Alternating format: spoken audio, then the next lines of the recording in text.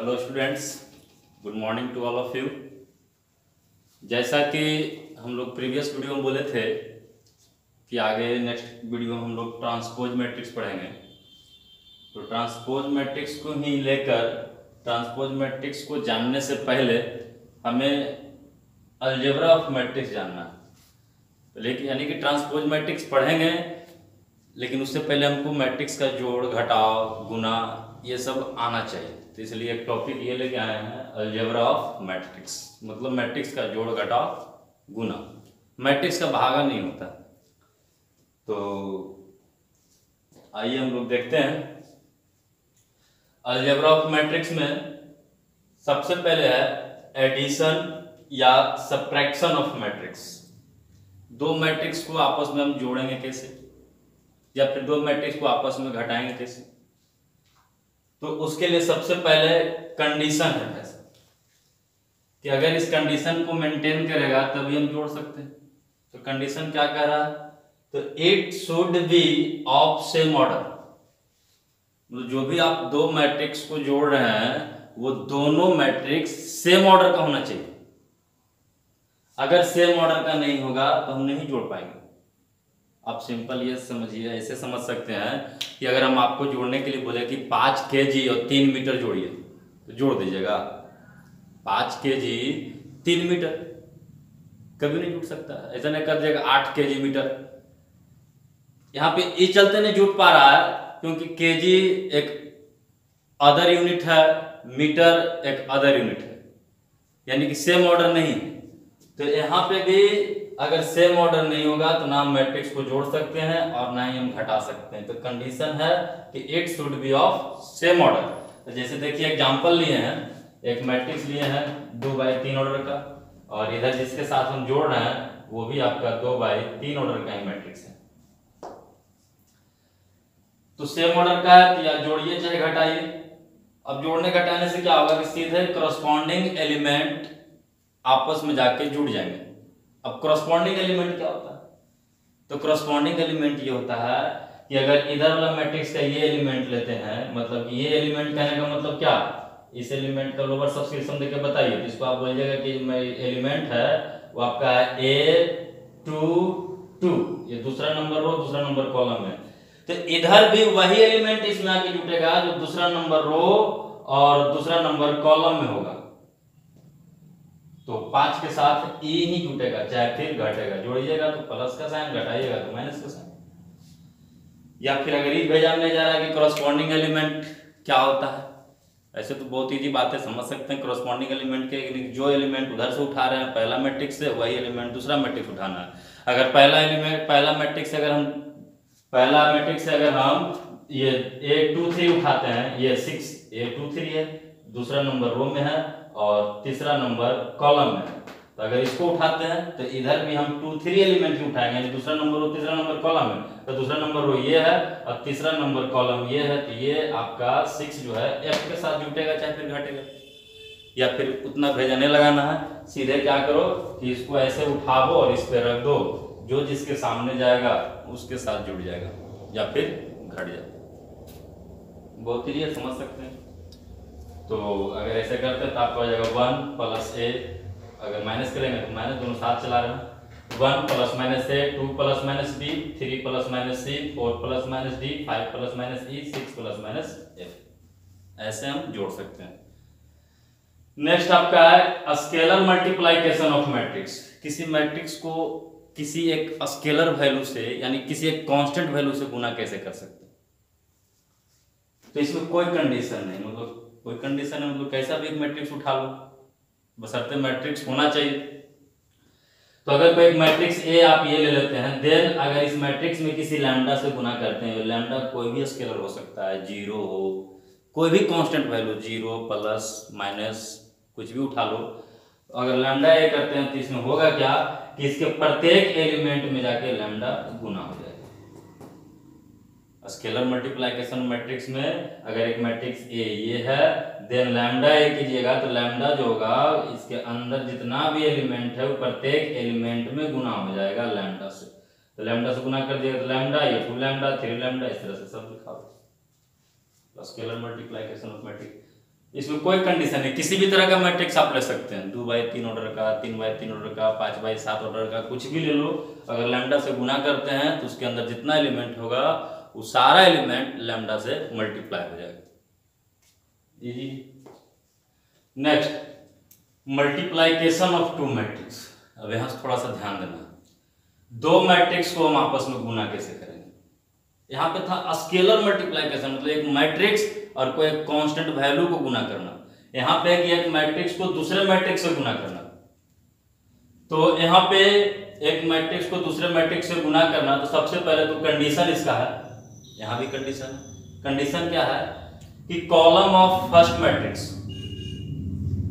बराबर row of second matrix होना चाहिए। मतलब कि फर्स्ट मैट्रिक्स जो है, यानी जिस मैट्रिक्स को आप पहले रखिएगा वो फर्स्ट मैट्रिक्स, और इनटू दूसरा का मैट्रिक्स जो रखिएगा वो सेकेंड मैट्रिक्स हो जाएगा।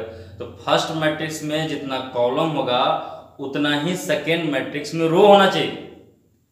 तो कॉलम ऑफ फर्स्ट मैट्रिक्स बराबर रो ऑफ सेकेंड मैट्रिक्स, अगर ये बराबर है, इस कंडीशन को फुलफिल करता है, तब हम दो मैट्रिक्स को आपस में गुना कर सकते हैं। जैसे में एग्जांपल लिए हैं कि अगर कोई एक मैट्रिक्स ए है m/n ऑर्डर का और दूसरा मैट्रिक्स है n/p ऑर्डर का, तो अगर हम गुना करेंगे तो सबसे पहले ये आपको कंफर्म कर लेना होगा कि क्या ये गुना हो पाएगा। तो पहला मैट्रिक्स का कॉलम देखिए, तो पहला मैट्रिक्स का जो कॉलम है वो n है, और दूसरों का मैट्रिक्स, पहला मैट्रिक्स जो पहले लिखा हुआ, दूसरों का मैट्रिक्स का रो देखिए, दूसरों का मैट्रिक्स का रो देखिएगा, तो ये दूसरों का मैट्रिक्स का रो n, तो यानी कि कॉलम ऑफ फर्स्ट मैट्रिक्स बराबर रो ऑफ सेकेंड मैट्रिक्स है, तो इसका मतलब ये गुना होगा। और गुना करके जो रिजल्ट आएगा, जो बचा हुआ ऑर्डर है, यानी कॉमन के अलावा जो बचा हुआ है, यानी m/p ऑर्डर का ये मैट्रिक्स बनके तैयार हो जाएगा। फिर से बता रहे हैं कि अगर a को एक मैट्रिक्स है m/n और दूसरा मैट्रिक्स कोई b है n/p ऑर्डर का, तो गुना होगा, क्योंकि column of first matrix n है और row of second matrix n, यानी दोनों बराबर है, कंडीशन को फुलफिल कर रहा है, गुना पॉसिबल है। तो गुना करने के बाद जो रिजल्ट आएगा, उसका जो उस रिजल्ट वाला मैट्रिक्स का जो ऑर्डर होगा, वो आपका जो बचा हुआ ऑर्डर है वो हो जाएगा, यानी कि m/p कॉमन के अलावा m/p ऑर्डर का मैट्रिक्स बन जाएगा। अब बात ये उठता है कि दो मैट्रिक्स को हम गुना कैसे करेंगे। तो दो मैट्रिक्स को गुना करने का तरीका जो है, एक ही मेथड है, रो टू कॉलम मेथड। दो डिटर्मिनांट को गुना करना हमारे पास बहुत मेथड है। जब डिटर्मिनांट पढ़ाएंगे तो आपको बताएंगे 4 तरीका है दो डिटर्मिनांट को गुना करना आपस में, लेकिन दो मैट्रिक्स को गुना करना एक ही मेथड है, और वो मेथड है रो टू कॉलम मेथड।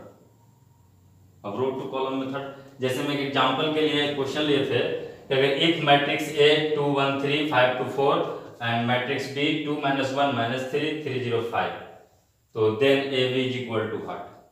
AB लिखना। तो रो टू कॉलम मेथड क्या होता है, इसको पहले आप बढ़िया से समझ लीजिएगा, क्योंकि आगे आपका मल्टीप्लिकेशन ऑफ मैट्रिक्स बहुत जगह मिलेगा मैट्रिक्स में, और ऐसे भी आप मैट्रिक्स पढ़ रहे हैं तो गुना करने के लिए आना ही चाहिए। कुछ बच्चे के तो आता भी होगा गुना करने के लिए, जिसको नहीं आता है वो थोड़ा बढ़िया से समझ लीजिए कि कैसे हम गुना करते हैं। तो रो टू कॉलम मेथड, यानी कि पहला रो उठाइएगा और पहला कॉलम में ले जाके गुना कर दीजिएगा करस्पॉन्डिंग एलिमेंट से। मतलब पहला रो को उठाना और ऐसे उठा के ऐसे रख देना, तो करस्पॉन्डिंग में जो जिसके सामने जाएगा, तो 2 दूना 4 -1 लिख देते हैं, 4 -1 और 3 तिहाई 9 -9, ऐसे है। अच्छा, यहाँ पे पहले तो गुना करने से पहले हमको चेक करना चाहिए था कि ये कितना ऑर्डर का है, तो 2/3 ऑर्डर का, ये कितना ऑर्डर का है, 3/2 ऑर्डर का। तो इसमें कॉलम ऑफ फर्स्ट मैट्रिक्स बराबर रो ऑफ सेकेंड मैट्रिक्स है, गुना पॉसिबल है, गुना होगा। तो गुना करने के बाद जो रिजल्ट बन के आएगा वो 2/2 ऑर्डर का बनेगा। तो इस बात का ध्यान रखिएगा। अब ये हो गया, फिर यही रो दूसरा वाला कॉलम में गुना होगा, रो टू कॉलम, रो उठाएंगे और जब तक गुना करते रहेंगे तब तक ये कॉलम खत्म ना हो जाए। तो पहला कॉलम में भी गुना किए, फिर दूसरा कॉलम में गुना करेंगे, तो 3 दूना 6, फिर 1 × 0 0, फिर 3 × 5 15 15, ठीक है। तो ये आपका इस रो को उठाएं पहला कॉलम में, इस रो को उठाएं दूसरा कॉलम में, फिर क्या कीजिएगा दूसरा रो को उठाइएगा पहला कॉलम में, तो 5 गुना 10 -2 -12, फिर आपका 5 किया 15, थोड़ा सा स्पेस कम है, 10 -2 और -12, फिर आपका ये हो जाएगा 5 किया 15, 0 और 4 5 20। ऐसे तो आप मन में भी जोड़ लीजिएगा। मैट्रिक्स जो बन के तैयार हुआ 2x2 ऑर्डर का, वो 4 -10 हो जाएगा, -10 और 4 -6 और आपका ये 15 6 21 और ये आपका -14 और 10 -4 और आपका ये 20 और 15 35। ये मैट्रिक्स गुना करने के बाद मिलेगा। तो दो मैट्रिक्स को आपस में गुना कैसे करेंगे, तो रो टू कॉलम, पहला रो उठाएंगे और उधर जितना कॉलम होगा उस सब कॉलम में गुना कर देंगे, फिर दूसरा रो उठाएंगे फिर सारे कॉलम में गुना करेंगे, तीसरा रो उठाएंगे, जितना रहेगा उसके हिसाब से करते जाएंगे। सिंपल। ऐसे इसको और बढ़िया समझने के लिए हम इसका BA भी निकाल लेते हैं कि BA क्या होगा। BA = 30। दूसरा क्वेश्चन इसी में बना देते हैं। तो BA यानी कि अब यहाँ पे इस मैट्रिक्स में ध्यान दीजिएगा कि कम्यूटेटिव प्रॉपर्टी जो है, यानी जो कम्यूटेटिव लॉ कहते हैं, यहाँ पे फॉलो नहीं होता है। AB = BA नहीं होता। जैसे हम गुना करके देखते हैं यहाँ पे, तो B मैट्रिक्स पहले रखिए, तो 2 -1 -3 3 0 5 इंटू A मैट्रिक्स जो आपका है यहाँ पे वो 2 1 3 5 2 4। अब इसको गुना कीजिएगा, सबसे पहले गुना करने से पहले ये चेक करना बहुत जरूरी है कि कंडीशन इसका फुलफिल है कि नहीं। तो पहले कितना ऑर्डर का है ये, तो 3/2 ऑर्डर का है, 3 गो रो है 2 कॉलम। ये कितना ऑर्डर का है, तो 2/3 ऑर्डर का है। तो कॉलम ऑफ फर्स्ट मैट्रिक्स बराबर है रो ऑफ सेकेंड मैट्रिक्स, तो गुना पॉसिबल है और हम गुना कर सकते हैं। और गुना करने के बाद जो बनकर मैट्रिक्स तैयार होंगे वो कितना ऑर्डर का होगा, जो कॉमन पार्ट उसको हटा दे तो 3/3 ऑर्डर का मैट्रिक्स बनेगा, और यहाँ पे 2/2 ऑर्डर का मैट्रिक्स। तो कभी बराबर होगा 2/2 ऑर्डर का मैट्रिक्स 3/3 ऑर्डर का मैट्रिक्स से बराबर हो पाएगा? असंभव। तो यानी कि AB = BA हो पाएगा। जैसे हम गुना यहाँ पे फटाफट कर लेते हैं, रो टू कॉलम। तो 2 दूना 4 5 3 15 15 4 19, फिर आपका 2 और 6 8। रो टू कॉलम, ये वाला रो कॉलम में गुना होगा, तो 3 दूना 6 और 3 चौक 12 12 6 18।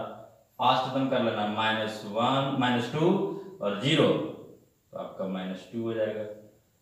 फिर आपका यही इसमें गुना होगा तो -1 और तो 0 हो जाएगा, -3 वो 0 हो जाएगा, -6 और +25 तो 19 हो जाएगा।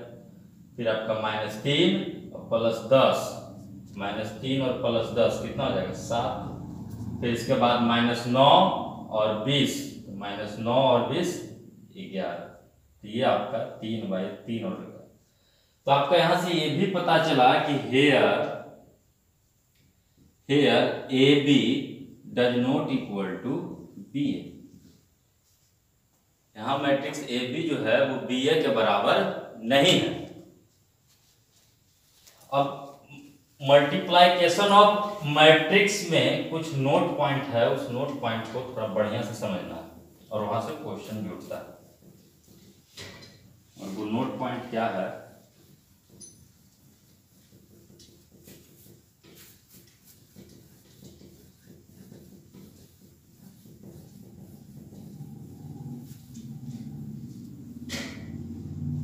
Note point. दो मैट्रिक्स को आपस में गुना करने पे क्या क्या नोट पॉइंट। पहला है कि AB = BA, मतलब दोनों मैट्रिक्स है, AB BA के बराबर नहीं होता है जनरली मतलब अक्सर। अक्सर बराबर नहीं होता है, इत्तेफाक है कि कभी कभी बराबर हो भी सकता है। अब मान लीजिए कि आप ले लीजिएगा 2 को जीरो मैट्रिक्स ले लीजिएगा, तो गुना कीजिएगा तो फिर तो फाइनल जीरो मैट्रिक्स बनेगा। चाहे फिर 2 आप यूनिट मैट्रिक्स ले लीजिएगा, सेम ऑर्डर का ले लीजिएगा, गुना कीजिएगा, फिर वही ऑर्डर का यूनिट मैट्रिक्स बन के तैयार हो जाएगा। तो जनरली का मतलब कि 95% केसेज में ए बी बी ए के बराबर नहीं होंगे। A b does not equal to b a generally. दूसरा नोट पॉइंट आपका है, दूसरा नोट पॉइंट आपका है कि अगर इफ ए बी बराबर ए सी है, मतलब ए को बी से गुना किया और ए को सी से गुना किया, सब मैट्रिक्स है, एबीसी मैट्रिक्स है, और ए बी बराबर ए सी है, तो दैट इम्प्लाई, और इसको काट दे रहे हैं, इसका मतलब ये नहीं समझना है कि ए से ए कट जाएगा और बी बराबर सी हो जाएगा, ऐसा नहीं समझना। ये भेजने लगा मैट्रिक्स में बहुत कुछ आपको उल्टा भेजा काम करेगा। जैसे कहीं भी मिलता है आदमी को तो मजे से काटने में मन लगता है, ए बी बराबर ए सी है, बात को ध्यान देते थे, ए काट दिया, बी बराबर सी। मैट्रिक्स में ऐसा नहीं करेंगे, जनरली ऐसा नहीं होता है। ऐसा क्यों नहीं होता है, बात को समझिएगा। जब तक ये श्योर नहीं करना पड़ेगा कि मैट्रिक्स ए जो है वो जीरो मैट्रिक्स नहीं है, तब तक आप काट नहीं सकते। अगर ये श्योर हो जाए कि ए मैट्रिक्स जो है, जो दोनों तरफ ए दिख रहा है, वो जीरो मैट्रिक्स नहीं है, तब आप काट सकते हो। अच्छा ऐसे बताइए, अगर जीरो रहेगा तो मजे की बात आ जाएगा ऐसे कि भाई साहब जीरो बराबर तो जीरो होता है, जब ऐसे कर देते हैं कि 0 इंटू 5 बराबर 0 इंटू 7, ऑब्वियसली बात है कि 0 इंटू 5 बराबर 0 इंटू 7 होगा, ये भी जीरो हो जाएगा गुना होने के बाद। अब फिर क्या कीजिएगा कि 0 से 0 काट दीजिएगा, 5 बराबर 7, हेंस प्रूव्ड कि 5 7 के बराबर होता है। तो इसे तो जितना भी आप देखते हैं सब जगह कर सकते हैं। आप यूट्यूब वगैरह खोलते हैं, प्रूफ 2 = 4, 1 बराबर 2, तो वैसे कहिएगा तो जितना बराबर कहेगा उतना कर देंगे। अच्छा 100 बराबर 50 करना है तो कर देते हैं कि अच्छा 50 बराबर 100 करना है, जैसे कर देंगे। 0 बराबर 0 होता है भाई, तो बोलेगा हाँ, तो आप कीजिएगा कि अच्छा दोनों तरफ इधर हम 50 से गुना कर देते, इधर 100 से गुना कर देते, कोई फर्क पड़ेगा भाई? तो बोलेगा नहीं। क्यों फर्क पड़ेगा, 0 इधर भी है, गुना होने के बाद इधर भी 0 हो जाएगा गुना होने के बाद। अब फिर कह देगा कि 0 0 काट देंगे तो 50 बराबर 100 कर देगा, तो प्रूव्ड। तो यहाँ पे वही बात आ रहा है कि जब तक ये श्योर नहीं करेगा कि मैट्रिक्स ए जो है वो जीरो मैट्रिक्स नहीं है, तब तक आप नहीं काट सकते हैं। इस बात को ध्यान रखिएगा कि अगर ए बी बराबर ए सी है तो दैट इंप्लाई बी बराबर सी, ऐसा आप नहीं समझेंगे काटा हुआ। जनरली कभी कभी बराबर भी हो सकता है। बराबर क्या हो सकता है? तो तीसरा पॉइंट,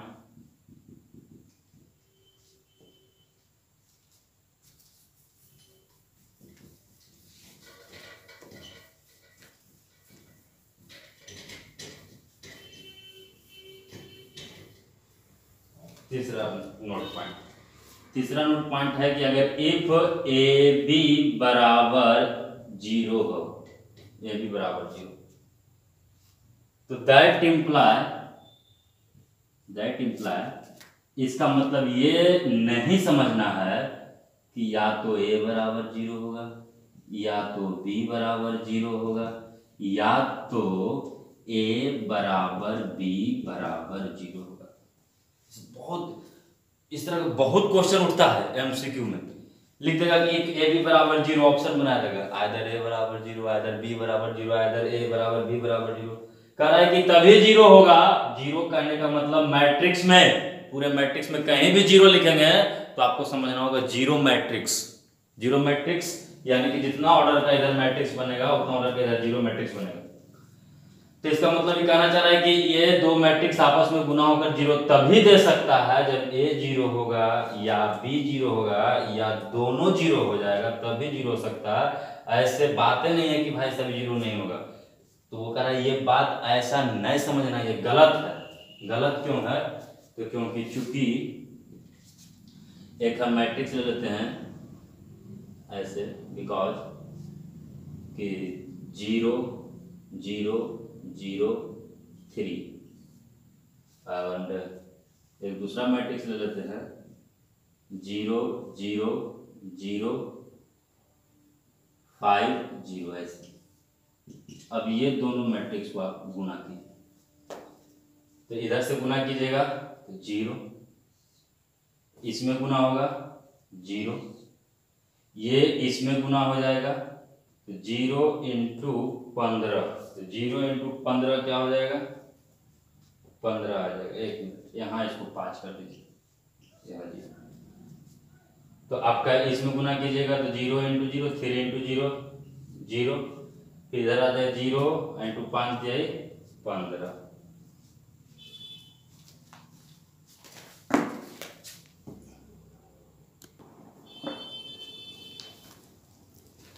हाँ, तो ऐसा आपको नहीं समझना है कि या तो ए 0 होगा चाहे बी 0 होगा चाहे दोनों 0 होगा, क्योंकि यहाँ पे आपका जो एग्जाम्पल हम लिख के बता रहे हैं वो आपका यहाँ ध्यान से देखिए।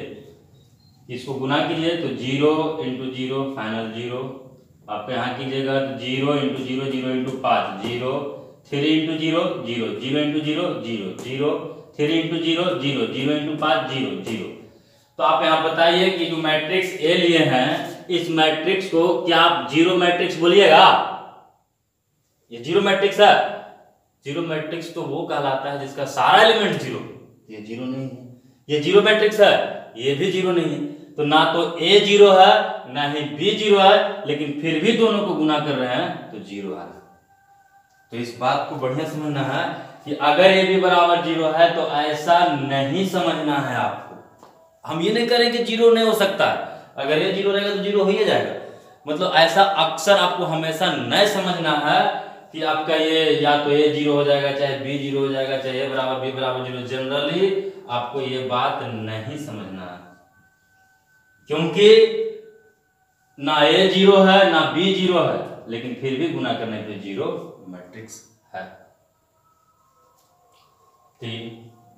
4 नंबर प्रॉपर्टी, 4 नंबर प्रॉपर्टी जो है कि अगर ए को मैट्रिक्स BC से गुना कर दे चाहे फिर AB को C से गुना कर दे तो ये वैलिड है। मतलब ये कह सकते हैं, इसको बोलते हैं associative, associative law is valid. हम डिटेल में बताएंगे कम्यूटेटिव लॉ क्या होता है, एसोसिएटिव लॉ क्या होता है, डिस्ट्रीब्यूटिव लॉ क्या होता है, वो सेट थ्योरी में बताएंगे। यहाँ आपको ये समझना है कि 3 मैट्रिक्स को आपस में कैसे गुना कर दो, 3 मैट्रिक्स को आपस में किसी भी तरह से गुना कर दो, फाइनल जो रिजल्ट आएगा दोनों में से सेम आएगा, यानी कि एसोसिएटिव लॉ इज वैलिड।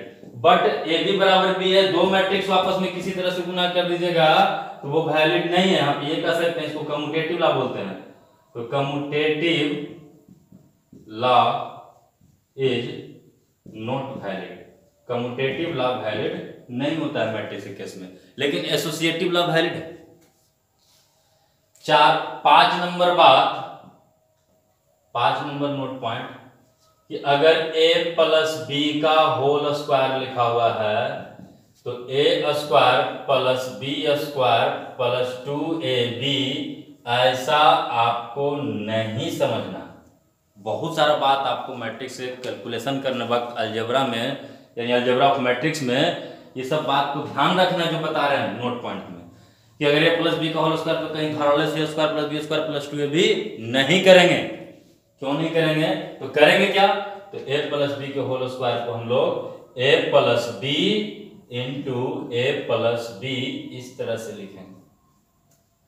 अब a plus b into a plus b, अब इसको गुना कीजिएगा तो a into a square plus a into b a b plus b into A B a, अब plus b into b b square.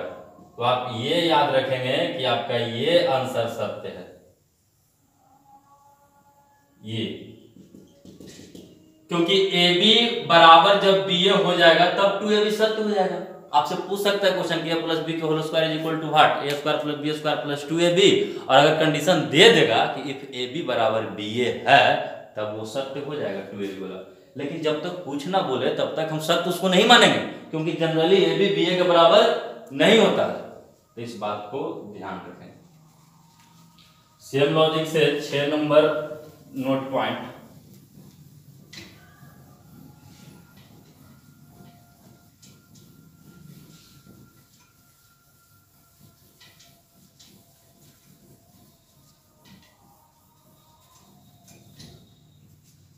6 number note point जो है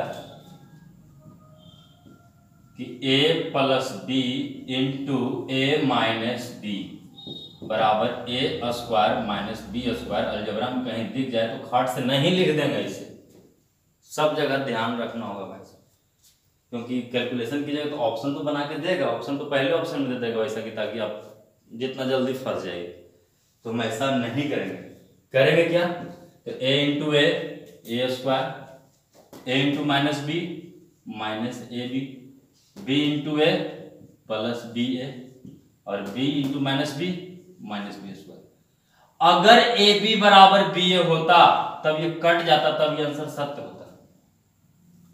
ऐसे generally आपका ये हो, और ऐसा में आप लिख देते हैं कि अगर इफ ए बी बराबर बी ए है देन आप लिख सकते हैं ए plus b into a minus b बराबर a square minus b square. ये कंडीशन दे देगा तब ये सत्य होगा, अगर ये कंडीशन नहीं देगा तब ये सत्य नहीं होगा, तब ये आंसर होगा। यहां भी आप कह सकते हैं कि अगर इफ ए बी बराबर बी ए दे देगा, ए बी बराबर बी ए, तब देन आप a प्लस बी का होल स्क्वायर लिख सकते हैं a square plus B square plus 2ab, और जब तक बराबर ये नहीं देगा कंडीशन तब तक ये सत्य होगा। बात समझ में आ रही? Next 7 number property. तो इस तरह का बात ध्यान दीजिएगा सभी जगह। अब तो बस समझाने के लिए हम 2 को दिए, बाकी सब जगह अप्लाई कर सकते हैं। ए प्लस बी का होल क्यूब, ए प्लस बी का होल 4, सब जगह वैलिड होगा। इस बात को ध्यान में रखते हुए कि ए बी बी ए के बराबर जनरली नहीं होता है। अगर बराबर दे देगा तो फिर जब आप बचपन से जैसे फॉर्मूला याद किए हैं वो सब वैलिड हो जाएगा। तो 7 नंबर बात जो है कि the product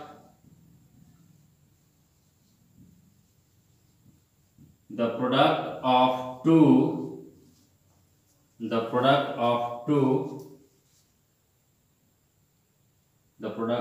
two square diagonal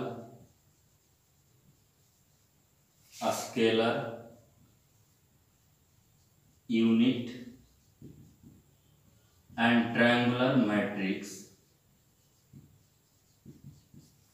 is again a respective matrix. ये भी बहुत इंपॉर्टेंट बात कि the product of 2 scalar diagonal square unit triangular, मतलब कि आपस में अगर 2 डायगोनल मैट्रिक्स को गुना करेंगे तो जो रिजल्ट बनकर तैयार होगा वो भी डायगोनल मैट्रिक्स ही होगा। आपस में 2 स्क्वायर मैट्रिक्स को गुना कीजिएगा, जो फाइनल रिजल्ट आएगा वो भी स्क्वायर बनेगा। आपस में 2 ट्रायंगुलर मैट्रिक्स को गुना कीजिएगा तो जो रिजल्ट बनकर तैयार होगा वो ट्रायंगुलर मैट्रिक्स ही बनेगा। ऐसा ये बात कह रहा है। तो ये 7 प्रॉपर्टी मल्टीप्लिकेशन ऑफ मैट्रिक्स को दिमाग में रखना। हम फिर से एक बार रिपीट कर दे रहे हैं। पहला तो कि ए बी बराबर बी ए नहीं होता है, जनरली गुना करके भी दिखाएं। दूसरा आपका है कि अगर ए बी बराबर ए सी दे दे तो ऐसा दिमाग में मत रखिएगा कि ए और ए को काट के बी बराबर सी कर देंगे, ऐसा आपको नहीं समझना तब तक कि जब ये इंश्योर ना कर दे आपको कि a is not a zero matrix. अगर a is not a zero matrix तब आप काट सकते हैं, लेकिन जब तक ना कुछ बोले तब तक आप तो नहीं कह सकते हैं कि भाई साहब जीरो मैट्रिक्स है या नहीं है, तब तक हम नहीं कह सकते हैं। दैट इम्प्लाइज का मतलब ये नहीं समझना है कि आपका बी बराबर सी हो जाएगा। तीसरा क्या था? तीसरा था कि अगर ए इंटू बी, 2 मैट्रिक्स को, मैट्रिक्स ए और मैट्रिक्स बी को गुना करेंगे और अगर जीरो आ रहा है तो इसका मतलब आपको ये नहीं समझना है या तो ए जीरो होगा या बी जीरो होगा या दोनों जीरो होगा तभी ये जीरो हुआ होगा, ऐसा कोई जरूरी नहीं है, क्योंकि दोनों जीरो ना भी रहते हुए फिर भी जीरो फाइनल रिजल्ट दे सकता है, जो कि एग्जाम्पल में लिखवाए हुए। फिर क्या था 4 number note point? 4 number note point में था कि एसोसिएटिव ला इज वैलिड, मतलब कि 3 मैट्रिक्स को उठाइए, उसको अलर बलर कैसे सजा के गुना कर दीजिए, फाइनल जो रिजल्ट बन के तैयार होगा, मतलब मैट्रिक्स ए को बी सी से गुना कर दीजिए, चाहे मैट्रिक्स बी को सी ए से गुना कर दीजिए, चाहे मैट्रिक्स सी को ए बी से गुना कर दीजिए, किसी तरह से उसको अरेंज कर दीजिए, जो फाइनल रिजल्ट बन के तैयार होगा वो बराबर आएगा। Associative law is valid. 5 number है कि अगर ए प्लस बी का होल स्क्वायर है तो a square plus B square plus 2 a भी धड़ल्ले से नहीं लिख देंगे जब तक ये इंश्योर ना कर दे। अगर a b plus b a b बराबर अगर बी ए हो जाएगा तब आप ए प्लस बी को होल स्क्वायर लिख सकते हैं, square plus B square plus 2a। लेकिन जब तक ये इंश्योर ना करे आपको ये भी बी ए के बराबर है तब तक आपका ये आंसर होगा a square plus a b plus B square. Same logic से a plus b into a minus b वही समझ सकते हैं। और फिर किसी भी दो डायगोनल मैट्रिक्स को गुना करेंगे तो डायगोनल रहेगा, ट्रायंगुलर मैट्रिक्स को गुना करेंगे तो ट्रायंगुलर रहेगा, स्केलर को करेंगे दो को तो स्केलर ही रहेगा, यूनिट को करेंगे तो यूनिट ही रहेगा।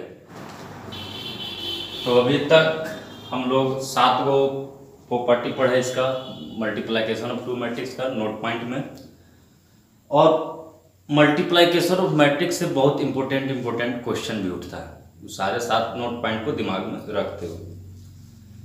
और एक तो simple multiplication of two matrix का जो कंडीशन है कि कॉलम ऑफ फर्स्ट मैट्रिक्स बराबर रो ऑफ सेकेंड मैट्रिक्स, वहीं से एक बहुत सुंदर क्वेश्चन उठता है और हो सकता है आपको वो मार्केट में दिखता होगा। जैसे में ऐसा क्वेश्चन लिए हम कि if a matrix a contains x row and x plus 5 column, लोग को एक मैट्रिक्स ए है जिसमें x रो है और x प्लस 5 कॉलम है, and matrix b contains y row and 11 minus y column, और दूसरा मैट्रिक्स एक बी है जिसमें बाई रो है और 11 माइनस बाई कॉलम है, बाई 11 माइनस बाई सब कुछ संख्या। Then find the value of x and y, तब x और y का वैल्यू ज्ञात कीजिए जहां पर a b and b a दोनों डिफाइन है। मतलब कि हम a को b से गुना कर सकते हैं और b को भी हम a से गुना कर सकते हैं, दोनों डिफाइन है। डिफाइन कब होगा? डिफाइन का जब उसका कंडीशन फुलफिल करेगा तभी डिफाइन होगा। इसका मतलब कि कंडीशन फुलफिल कर रहा है। तो आइए हम करा एक मैट्रिक्स ए है, तो मैट्रिक्स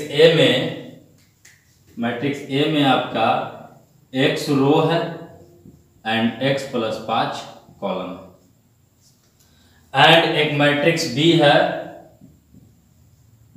जिसमें y रो है एंड 11 माइनस बाई कॉलम। एकदम मल्टीप्लाइकेशन ऑफ टू मैट्रिक्स का जो कंडीशन है वही से क्वेश्चन है, और बोल रहा है कि ये दोनों डिफाइन है, मतलब a को b से गुना कर सकते हैं, इट इज डिफाइन। तो ये डिफाइन तभी हो सकता है जब कॉलम ऑफ फर्स्ट मैट्रिक्स बराबर रो ऑफ सेकेंड मैट्रिक्स हो। मतलब कि दैट इज, यहां से इक्वेशन आ जाएगा, दैट इज x प्लस 5 बराबर 11 सॉरी x प्लस 5 बराबर y, column of first matrix बराबर रो ऑफ सेकेंड मैट्रिक्स। इसका मतलब कि x माइनस y बराबर माइनस 5, इक्वेशन फर्स्ट ऐसा।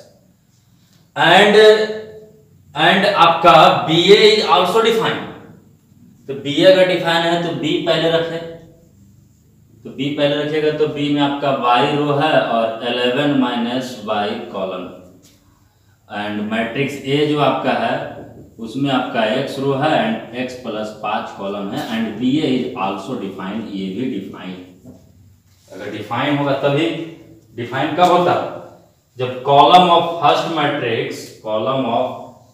मैट्रिक्स बराबर रो ऑफ सेकेंड मैट्रिक्स होना चाहिए। तो मतलब कि 11 minus y is equal to x, को इधर भेज दीजिए, तो x plus y is equal to 11, equation second. अब दोनों को सोल्व कर दीजिए, तो फ्रॉम फर्स्ट एंड सेकेंड, तो आपका x minus y is equal to minus 5, x plus y is equal to 11, ये cancel, 2x is equal to 11 में से 5 चला जाएगा 6, ये 3, x बराबर 3, और कहीं भी रख दीजिए, अगर यहाँ x से जब 3 रख देते हैं तो y निकल के आ जाएगा, y इज इक्वल टू 8। तो आपका यही आंसर हो जाएगा, x 3 हो जाएगा, y 8 हो जाएगा।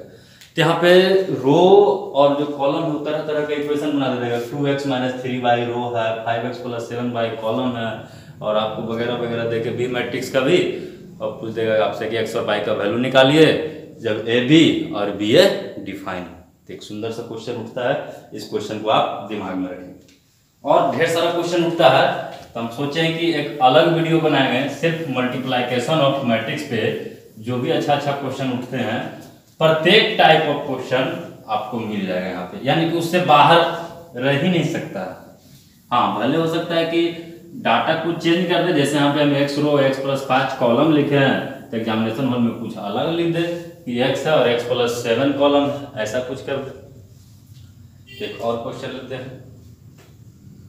क्वेश्चन है कि अगर इफ ए बी बराबर ए, मतलब दो मैट्रिक्स है ए और बी गुना किया तो ए ही रह गया, एंड बी ए बराबर बी, बहुत अच्छा क्वेश्चन।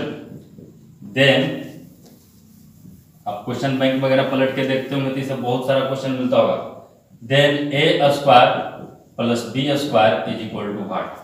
ऑप्शन है पहला ऑप्शन ए प्लस बी, दूसरा ऑप्शन जीरो, जीरो मतलब जीरो मैट्रिक्स, आई, आई मतलब यूनिट मैट्रिक्स, एंड 2i मतलब कि 2i मतलब कि यूनिट मैट्रिक्स को एक स्केलर से गुना कर दिएगा 2 से, तो जो 1 0 0 0 1 0 0 0 1 होता है तो वो हो जाएगा 2 0 0 0, इस तरह से 2 2 चला जाएगा, गुना हो जाएगा। तो a प्लस बी, इस तरह से आपका a plus B 0i 2i दे दिया, और कंडीशन दिया कि अगर a को b से गुना करते हैं, यानी दो मैट्रिक्स है a b गुना कर रहे हैं तो आ रहा, b को ऐसे गुना कर रहे हैं तो b आ रहा है, तो a square plus b square क्या होगा? a square plus b square, a square plus b square. अब आपका माथा क्या काम करता है, कुछ तो सोच सकते हैं। क्वेश्चन से कुछ हिंट लेते हैं, तो a बराबर ab है, तो अगर a स्क्वायर कह रहा है तो इसको मैं ऐसे लिख सकते हैं ए बी का होल स्क्वायर। ए बराबर ए बी है तो ए की जगह पे ए बी पुट कर देंगे, बी बराबर बी ए है तो हम यहाँ पे पुट कर देते हैं, तो ये बी ए का होल स्क्वायर हो जाएगा। ध्यान से देखिएगा, ए बी का होल स्क्वायर को हम A B into A B लिख सकते हैं, और बी ए के होल स्क्वायर को हम लोग बी ए इंटू बी ए लिख सकते हैं। फिर इस बी ए को बी लिख सकते हैं, फिर इस ए बी को ए लिख सकते हैं। यहां से आपका आ जाएगा ए बी इंटू बी, जो भी, और 3 मैट्रिक्स है तो कैसे गुना करो, तो बी ए इंटू ए, ऐसा आ जाएगा। फिर इस ए बी को आप ए लिखोगे, फिर इस बी ए को आप बी लिखोगे, अब फिर आपका हो जाएगा ये ए बी, अब फिर ये हो जाएगा बी ए, फिर ए बी को, बहुत इंटरेस्टेड क्वेश्चन है, ये हो जाएगा, और फिर बी ए को बी हो जाएगा। तो फाइनल रिजल्ट क्या हो गया? ए प्लस बी। आंसर। बात समझ में आया? एक बार बढ़िया से देखिए गौर से, और उसी तरह के क्वेश्चन और लेते हैं ताकि अच्छा से समझ में आ जाए। एकदम सेम तरह का क्वेश्चन है, और दोनों पूछा हुआ, ये भी पूछा हुआ है एग्जाम में। अब किस एग्जाम में पूछा हुआ आप खुद देख लीजिएगा, एनडीए में भी पूछा है ये क्वेश्चन, और ये क्वेश्चन तो इधर ही पूछा है फिलहाल, जो भी लिखने जा रहे हैं कि इफ ए बी बराबर ए, बी ए बराबर B, and A square plus B square बराबर ए प्लस बी। अब ये दे दिया, पहले पूछ रहा था, ये दे दिया, ए स्क्वायर प्लस बी स्क्वायर बराबर A plus b,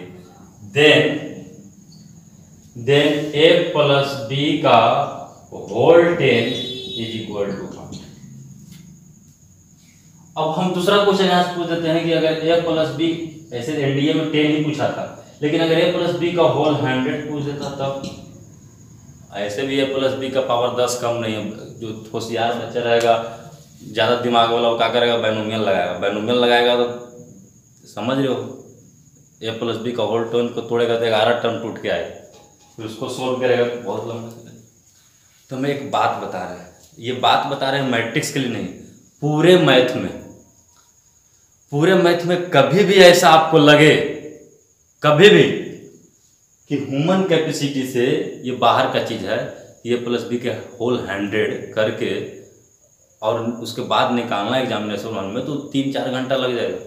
a plus b को होल 100 यहीं पे है और उसके बाद सोल्व करेंगे, तो इसका मतलब आपको समझ जाना होगा कि जरूर इसमें कुछ ना कुछ टेक्निकल चीज़ है, टेक्निकल प्रॉब्लम है। ऐसे भी air force technical group, NDA technical group, technical यहाँ पे कुछ लगा हुआ, और उस टेक्निकल को हम कैसे समझेंगे? इतना तो समझ गए, ठीक है टेक्निकल लगा तो टेक्निकल लगा कह के छोड़ देंगे उसको। और नहीं तो कुछ लोग जो महारथी लोग होते हैं उनका होता है अफवाह होता है। अफवाह क्या उठाता है कि कुछ क्वेश्चन ऐसा देवे करता है जो कि केकरो से नहीं बने, एकदम अपने आप में खुश रहेगा। वो खुश क्या रहेगा कि कुछ क्वेश्चन ऐसा देवे करता है कि वो केकरो से नहीं बनेगा, ये कह के अपना आत्मा का संतुष्टि देता है। लेकिन आज के बाद आप नहीं भूलिएगा, जब भी आपको ऐसा लगे कि पावर 100 हो, 99 हो, पावर 1000 है, 5000 है, जो कि ये कैपेबल नहीं है कि हम एग्जामिनेशन में गुना करके पूरा आंसर दे सकें, यह असंभव वाली बात हो जाएगी। तो इसका मतलब उसमें कीजिएगा क्या कि पहले 1-2 केस निकाल के देखिएगा, 2-4 केस। जैसे ए प्लस बी को होल 100 नहीं कर पाएंगे, ठीक है, लेकिन ए प्लस बी को होल स्क्वायर तो कर सकते हैं।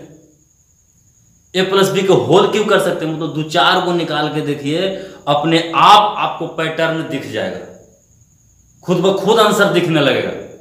तो जब भी आपको ऐसा लगे कि पावर 100 है, पावर 1000 है, तो पहले आप 2-4 को निकाल के देखिएगा। ऐसा हम बहुत क्वेश्चन करवाएंगे।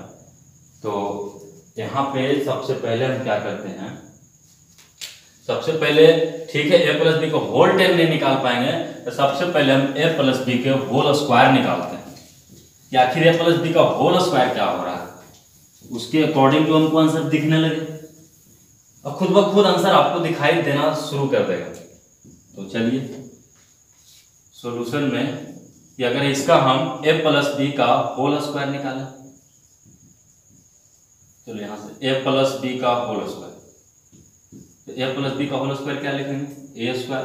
ध्यान रखिएगा 2ab मत कर दीजिएगा, a square plus a b plus b a plus B square.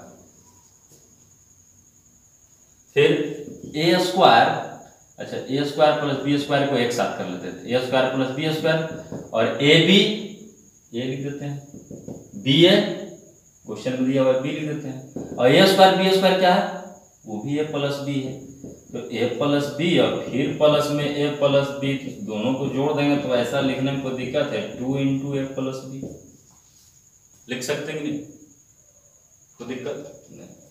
कैसे यहाँ से तो कुछ समझ में नहीं आया।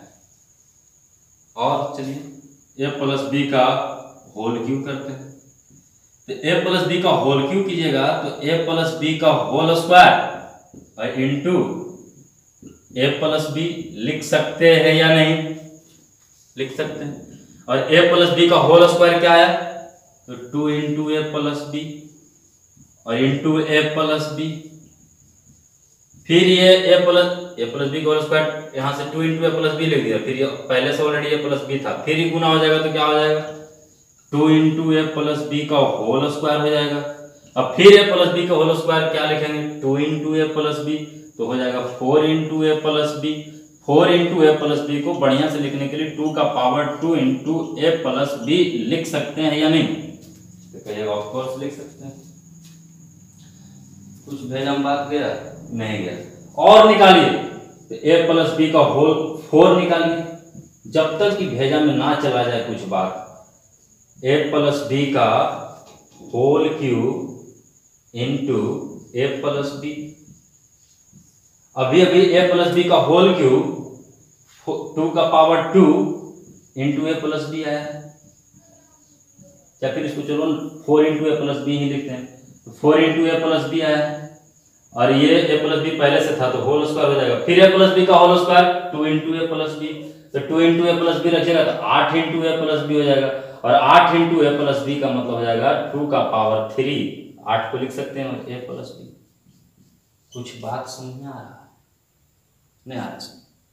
अरे भाई साहब पावर 4 है तो 2 का पावर 3 आ रहा है into a plus B. Power 3 है तो पावर 2 का पावर 2 आ रहा है, और ब्रैकेट में हमेशा सेम आ रहा है। पावर 2 है तो 2 का पावर 1 आ रहा है। अभी भी समझ में नहीं आया है तो एक और निकाल लीजिए, और ये नोट पॉइंट करके आज के बाद इस क्वेश्चन का आंसर भी याद कर लीजिएगा, बहुत इंपॉर्टेंट क्वेश्चन है। a प्लस बी का होल 5 को लिख सकते हैं a प्लस बी का whole 4 into a plus B. a plus B का होल 4 अभी भी निकाला है 8 इंटू a प्लस बी, और फिर a प्लस बी पहले से है तो होल स्क्वायर हो जाएगा। अब फिर a प्लस बी का होल स्क्वायर को 2 इंटू ए प्लस बी लिख सकते हैं, तो 2 इंटू ए प्लस बी लिख दीजिएगा तो 16 इंटू ए प्लस बी हो जाएगा, और 16 इंटू ए प्लस बी को लिख सकते हैं 2 का power 4 into a plus B. अरे गया भेजा मैं, तो मतलब कि डॉट डॉट डॉट इस तरह से, अगर पावर 5 है तो 2 का पावर 4, अगर पावर 3 है तो 2 का पावर 2, जितना पावर है प्लस बी का उससे एक कम पावर आ रहा है 2 पर। तो अगर 2 का a प्लस बी का होल 10 है तो इसका आंसर क्या लिखेगा, 2 का power 9 into a plus B.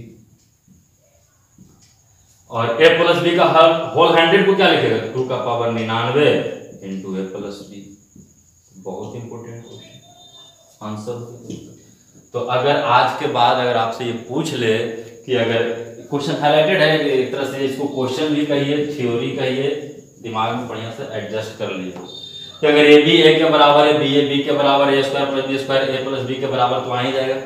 Proof भी किया, ऐसे दे भी दिया, ए स्क्वायर प्लस बी स्क्वायर बराबर ए प्लस बी है।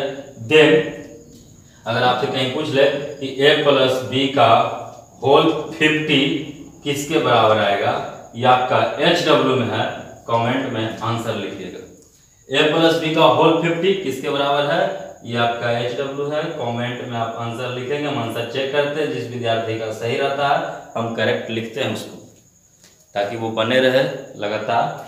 और आज इतना ही रहने देते हैं, बाकी नेक्स्ट वीडियो में भी आपका मल्टीप्लिकेशन ऑफ मैट्रिक्स के रिलेटेड क्वेश्चन ही होंगे, और उसके बाद नेक्स्ट वीडियो जाएगा उसमें ट्रांसपोज मैट्रिक्स होंगे। और ट्रांसपोज मैट्रिक्स एक ही वीडियो बनाएंगे जिसको एकदम पूरे एकदम जड़ से कबाड़ के धर देंगे। जय हिंद, जय भारत।